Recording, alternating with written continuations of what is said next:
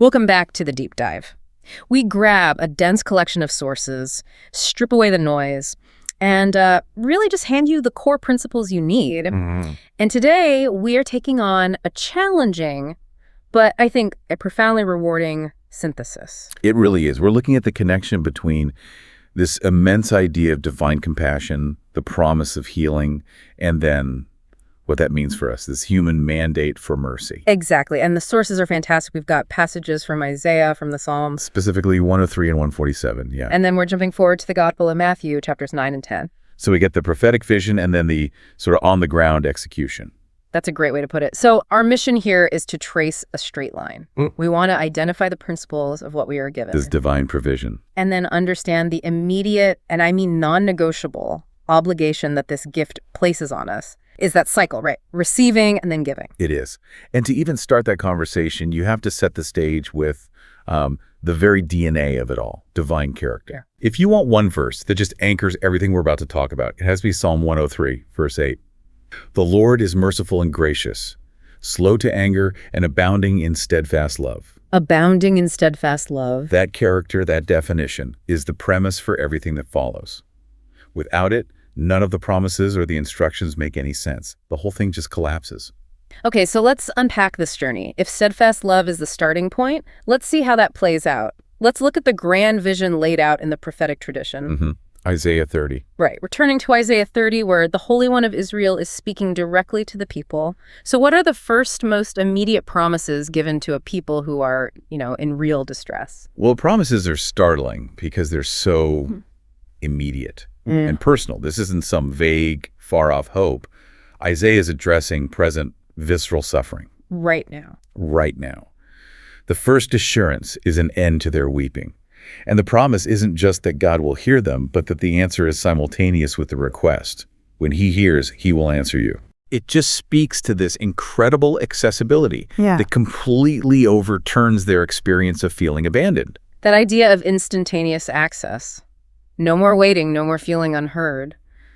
That's revolutionary, isn't it? Just redefines the whole relationship. It does. But it immediately grounds itself in the physical, too. It's not just an emotional promise. Not at all. I mean, the prophecy recognizes their material reality. The Lord promises to give them, quote, the bread you need and the water for which you thirst. The basics. The absolute basics. It's a guarantee against starvation, against dehydration. It addresses the root of human vulnerability and says, your most critical needs are met, period. And crucially, that provision isn't just about food and water. It's also about clarity, about guidance. Isaiah talks about the teacher no longer hiding, but there's a specific detail that always stops me. The voice from behind. The voice from behind, yeah. It says when you're tempted to turn right or left, you'll hear a voice from behind saying, this is the way, walk in it. Why from behind? What is that about? That is such a fascinating psychological detail. It's critical. If a teacher's in front of you, you're just following. Right, you're following. But if the voice comes from behind you, it suggests this. Profound intimacy. It catches you right at the moment you start to deviate. So it's not looking back and realizing you made a mistake. No, it's not retrospective clarity. It's preventative. It catches that exact moment of confusion, that subtle temptation to drift, and it corrects the course instantly. It's guidance that anticipates our failure. So it's protective. It's right there on the boundary line of making an error. And if the people follow this guidance, what happens next is, well, the promises of prosperity are just as concrete. Oh, they're spectacular. It's a complete reversal of scarcity into this overwhelming surplus. The imagery is of just unimaginable fertility. Fields will yield grain that's rich and abundant. So the harvest is guaranteed. It's guaranteed. And it gets even more detailed. Even the working animals, the oxen and asses, they'll eat silage tossed to them with a shovel and pitchfork. The tools of the harvest? Exactly. It paints a picture of such surplus that even the beasts are benefiting from the overflow.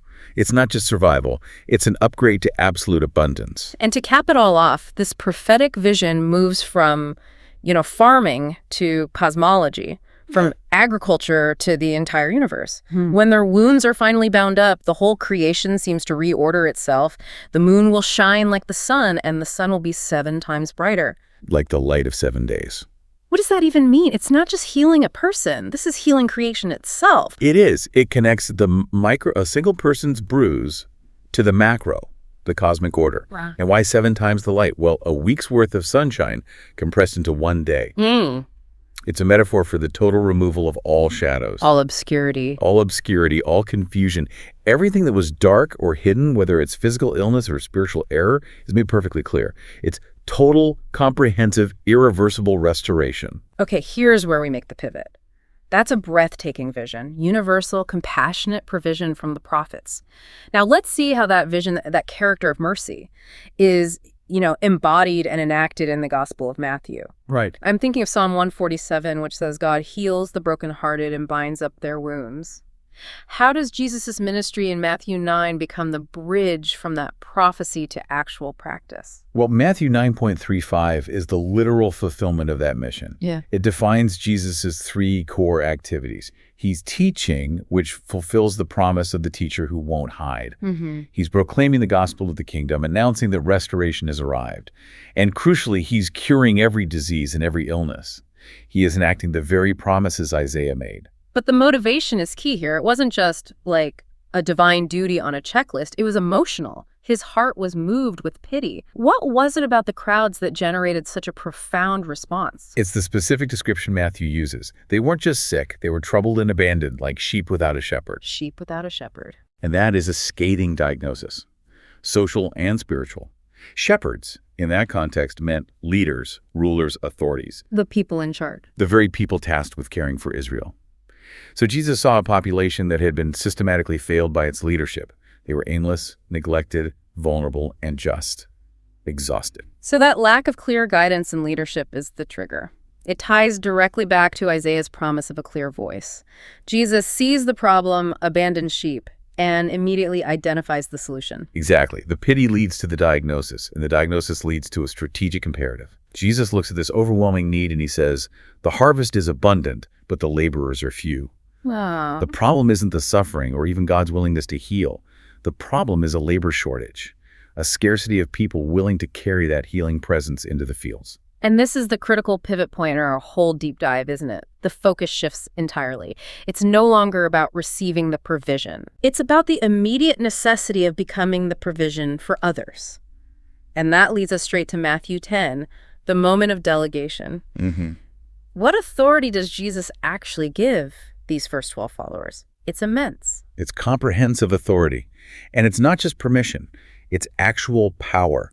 Power over unclean spirits. Power to cure every disease and illness. They are empowered to replicate his core activities. So it's a transfer of the mandate. An immediate transfer. It's a signal that this work has to expand exponentially. It can't just be one person. And the instructions are very specific. The priority is the lost sheep of the house of Israel. Yeah. But the required actions, they're breathtaking. They're not just supposed to be comforting figures. No, not at all. The instructions are mandatory and radical. They have to proclaim the kingdom is at hand, and then they had to demonstrate it through action. Which means cure the sick, raise the dead, cleanse lepers, drive out demons.